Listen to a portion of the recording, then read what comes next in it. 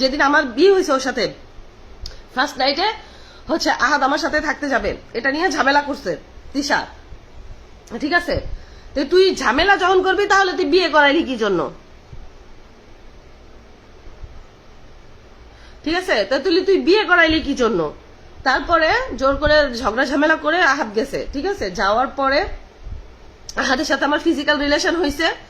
হওয়ার পরে সকালবেলার দিকে তিশা জোর করে, ঠিক আছে, আমি ফ্রেশ হব, তো এটা তো একটা ন্যাচারাল ব্যাপার যে আমি ফিজিক্যাল রিলেশন হয়েছে আমার হাজবেন্ডের সাথে, আমি ন্যাচারাল ব্যাপার, আমি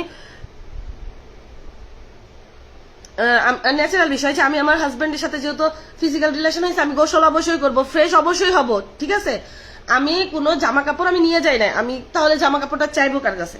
আমি তিশাকে বলছি যে তিশা আপু, আমি আপু বলেই ডাকছি তাকে, আমি বলছি তিশা আপু আমি তো ফ্রেশ হব, আমাকে একটা ড্রেস দেওয়া যাবে?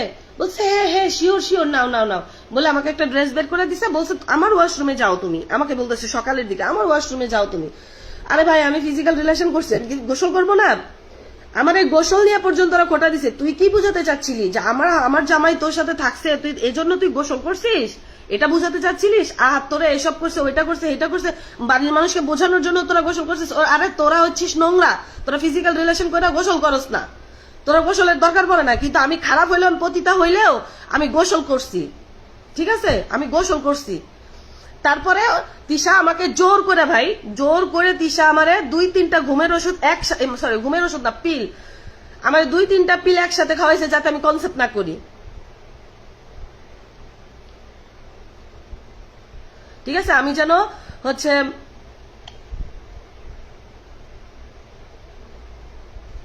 আমি মৌসুমি তোমাকে SMS দিয়েছি দেখো।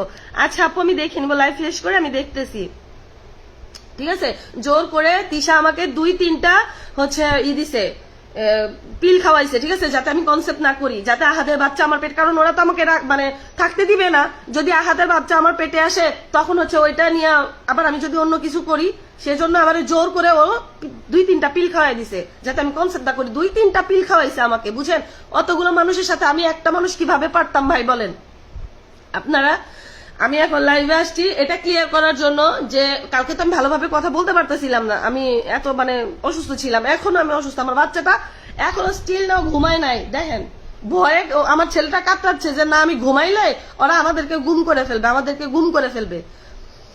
আমি আমার বাচ্চার নিরাপত্তার জন্য, আমি আমার নিরাপত্তার জন্য আমি অভিযোগ করছি, তাও মানে থানাতে করি নাই, এটা আমি করছি হচ্ছে আর্মি ক্যাম্পে, ঠিক আছে? আমাকে চিনো? জি আপু আমি আপনাকে চিনি।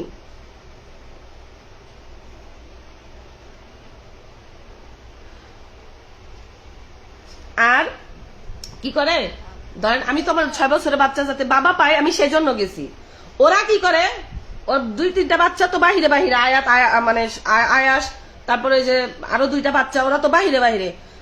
আলিশা অতটুকু একটা বাচ্চা, রাতের বেলা তো তার মা দরকার, সে করে কি ইরফানের মায়ের কাছে তাদের দিয়ে রাখে, রাতের বেলা ওদের কাছে বাচ্চাটা ঘুমায়। আরে আমি যদি খারাপ হই খান কি হয়, আমার ছেলে আমার বুকের ভিতরে থাকে, আমি হানকিগিরি করে আমার ছেলেকে খাওয়াই, তোর মতন অন্য জায়গায় ফালায় রাখি না। ওরা লাগছে আমার পেজটাকে খাইয়ে দেওয়ার জন্য, ঠিক আছে?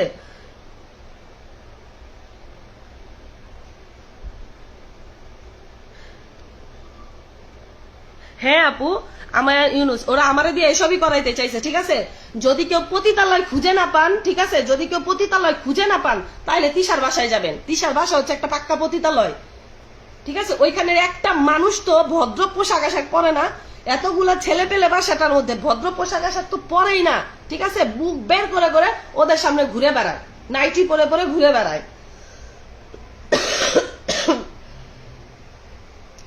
আপু আপনি ওদের নামে মামলা দেন, ওই 2 জামাই বউ। আপু মামলা কি অলরেডি আমি ক্যাম্পে জানাইছি, অলরেডি আমি সেনাবাহিনীর ক্যাম্পে জানানো হয়েছে। আমার ইরফান কি রাতে, হ্যাঁ আপু ও ইরফান ঠিক করে দেয় ও কি ড্রেস পরবে, ও কি কালারের ড্রেস পরবে, আর ক্যামেরা তো পাশার পিছনে নিয়ে ঘুরেই বেড়ায়, বুঝেন না? বুঝে নেন বাকিটা। ফারিয়া ইসলাম বিয়ে কি করছিল আপনারে? জি আপু বিয়ে করছিল।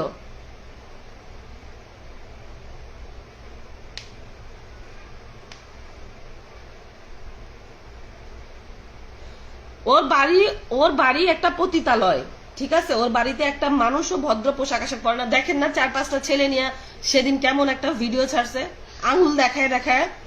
আর ওরা কি করছে শুনেন, টাকা দিয়া ও 2-3টা পেজ চালায়, নিউজ পেজ চালায়, ওদেরকে ও টাকা দেয়, টাকা খাওয়ায়, টাকা খাওয়ায় ওর নামে ভালো ভালো পোস্ট করায়, আখি আপুর নামে বাজে বাজে পোস্ট করায়। আমি নিজে জানি, আমাকে নিজে বলছে। মৌসুমী রহমান, আমারে চিনছো? হ্যাঁ আপু চিনছি। ও মানুষকে টাকা খাওয়াইয়া আখি আপুর নামে বাজে বাজে ভিডিও বানাইছে, বাজে বাজে ভিডিও বানায়, ওর নামে ভালো ভালো ভিডিও বানায়। ঠিক আছে,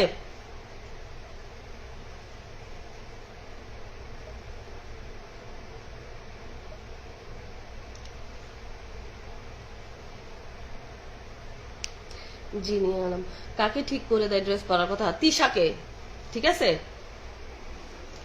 আমারে কয়টা দিনে ও যে পরিমাণ টর্চারটা করলো, আমার ছেলের অভিশাপ লাগবে। তোর আমার ছেলের অভিশাপ লাগবে। তুই আমার বাচ্চাটাকে নিয়ে যাওয়ার পরে যে ভালোবাসাটা দেখাইছিস, আর সেদিন রাত থেকে তারপরে দিন যা যা করছিস, আমার ছেলেটা এত পরিমাণে কষ্ট পাইছে, ভয় পাইছে। ভাই কষ্ট ঠিক আছে, ভয় পাইছে। 6 বছরের বাচ্চা রাতে ঘুমাইতে পারতেছে না, ভয়ে বলে আমি ঘুমাইলে আমার ওরা গুম করে ফেলবে, মা আমি ঘুমাবো না। ওরা তো আপু, চৈতি ইসলাম আপু, ওরা তো আমার পেজটা রাখতে দিবে না আপু, ওরা আমার পেজ খাইয়ে দিবে। ওই জন্য লোক অলরেডি লাগাই ফেলছে, আমার পেজ ওরা খাইয়ে দিবে যাতে আমি ওদের সত্য আরো কথা বলবো আপু। ঠিক আছে, আমি আরেকটু সুস্থ হয়ে আরো কথা বলবো, আমি আরো কথা জানি, আরো কথা বলবো। আমার ছেলেকে ওরা কি কি বলছে, আমার ছেলেকে কি কি করছে, আমার ছেলে লাইভে এসে বলবে, আপনাদের ক্লিয়ার করবে ওর কথাগুলো। দেখেন আপনারা, ওর মুখ থেকে শুনেন। একটা বাচ্চাকে আমি শিখাই দিব না, শিখানোর কথা কোনটা আর নিজে বলা কথা কোনটা, সেটা আপনারা বুঝতে পারবেন।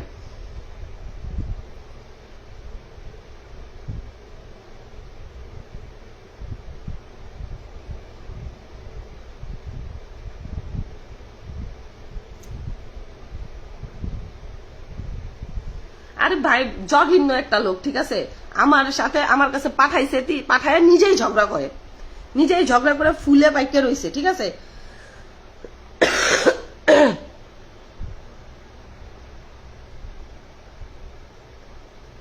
ফাহমিদা বিধি আপু, পাবলিকলি যেই ফ্যামিলি এত খারাপ জেনে শুনে আপনি কেন গেলেন? আপু ও পেজে, অনেক পেজে না ওদের নামে ভালো ভালো ভিডিও দেখতাম, আর দিশাও তো আমার সাথে অনেক ভালোভাবে কথা বলছে। আল্লাহ ফেরেশতা আপু, ওর সাথে কথা না বললে বুঝবেনই না যে ও এত ফেরেশতা। ওর যাদের দ্বারা স্বার্থ সিদ্ধি করতে চায় তাদের মানে ও মাথায় তুলে রাখে, যাদের দিয়ে ওর স্বার্থ মানে সিদ্ধি করতে পারবে তাদেরকে দিয়ে তাদেরকে মাথায় রাখে।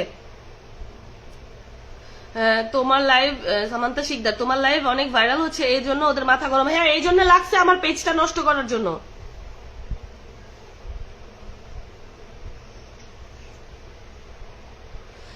আখি আপু একটাও মিথ্যা কথা বলে নাই, আখি আপু একটাও মিথ্যা কথা বলে নাই। আখি আপু যেটা বলছে সব সত্য। আহাত বলে আখিকে ও সুখে থাকতে দিবে না।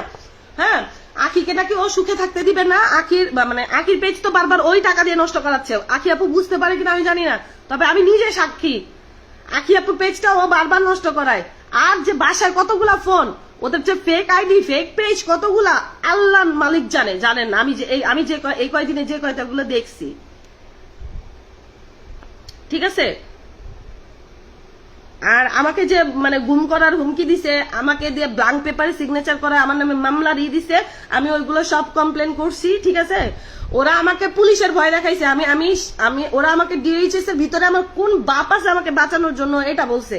তো আমি ঠিক আছে, আমি আর্মি ক্যাম্পেই জানাইছি তোরা রেডি থাক। আমার বাপ না থাকতে পারে, আমার বাপের বন্ধুরা আছে যারা আমাকে মেয়ের মতন ভালোবাসছে, তারাই দেখ তোরে কি করে। আখির পেজ কে নষ্ট করছে? আপু আহাত তিশা মিলে। 3 মাসের আগে কোনো ডিভোর্স নাই। হ্যাঁ আপু, ওরা আমাকে ব্ল্যাঙ্ক পেপারে সিগনেচার করাইছে, বলে এটার মধ্যে ওরা যা খুশি তাই বসাইতে পারে, যা খুশি তাই বসাবে। মানে আইন বলেন, পুলিশ বলেন, সব ওদের বাপ চাচা, সব ওরা। ঠিক আছে, বাংলাদেশের যত আইন আছে সব ওদের।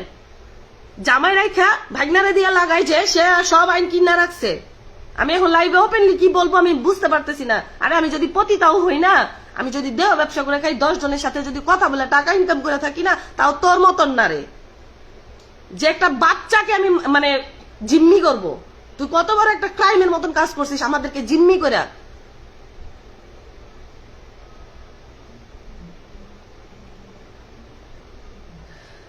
ফাহমিদা বিডি, আপনার বেবিটা নাও কোথায়? আপনার কাছে? হ্যাঁ আপু, আমার কাছে, আমার বাচ্চাটা আমার কাছে। জিনিয়া আলম, আপনি কি 14 তারিখ থেকে ওদের বাসায়? হ্যাঁ আপু, 14 তারিখ থেকে ওদের বাসায় মানে ঝামেলা, বস্তি যারে বলে, বস্তির মতন অবস্থা, ঠিক আছে?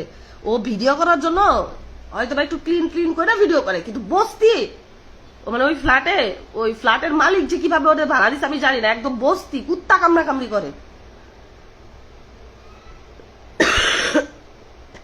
আপু জাইমা খাতুন আপু, আমি জেইলে আমাকে গুম করার হুমকি দিছে, আমার বাচ্চাকে গুম করার হুমকি দিছে। আমি ওদের সেনাবাহিনী পর্যন্ত টাইনা নিয়ে যাব আপু, ওই পর্যন্ত নিয়ে যাবো, ওরা কল্পনাও করতে পারে না।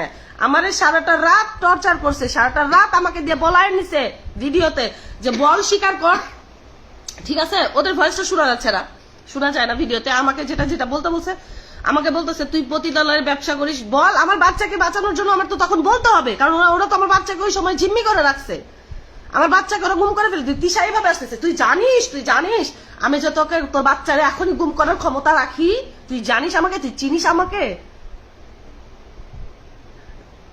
কারণ আহাদ রাতে আপনার সাথে রাতে ছিল, তিশা কিছু বলে নাই আপু? প্রথমে ওই পাঠাইছে, তারপর ওই ঝগড়া শুরু করে দিছে।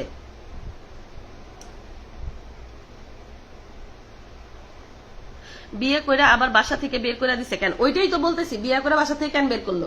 আমি আগে শর্ট ড্রেস পরে ভিডিও করতাম, ঠিক আছে? এগুলো আমার পেজে ছাড়া ছিল। আপনি আমাকে বিয়ে করবেন, ধরেন আপনি আমাকে বিয়ে করবেন, আপনি কি আমার ব্যাপারে না জেনে শুনে আমাকে নিয়ে যাবেন, বিয়ে করবেন? আমি যে পেজ থেকে আপনার সাথে কথা বলতেছি, আপনি কি ওটা ইয়ে করেন নাই, দেখেন নাই? আমার ওই পেজেই তো আমার ভিডিও ছাড়া ছিল, এইগুলো তো আমার পেজেই ছাড়া ছিল। তো আমাকে বলছে তুমি এটা ডিলিট করে দাও, এগুলো ডিলিট করে দাও, এগুলো রাখো না। আমি ডিলিট করে দিছি। হ্যাঁ, রাজা মৌসুমী বাজে, ঠিক আছে? ওপেনলি বলতেছি। আর আমাকে বলতেছে যে আমি বলতেছি যে এই ফ্ল্যাটেই তো হচ্ছে রাজা মৌসুমী আপুরা, ওরা তো থাকে, ওরা একটা ফালতু, ওদেরকে নিয়ে কোনো কথা বলবা না, ওদেরকে দেখতে চাই না। বস্তি বউয়ের হাতে মাইর খায়, আমাকে বলতেছে বস্তি বউয়ের হাতে মাইর খায়। ও বউয়ের হাতে মাইর খায়, ওটা দেখা যায়। রাজা বউয়ের হাতে মাইর খায়, ওটা দেখা যায়। আর তুই যে করস, তোর ওটা তো দেখা যায় না। তুই যেটা করস তোরটা তো দেখা যায় না। তোর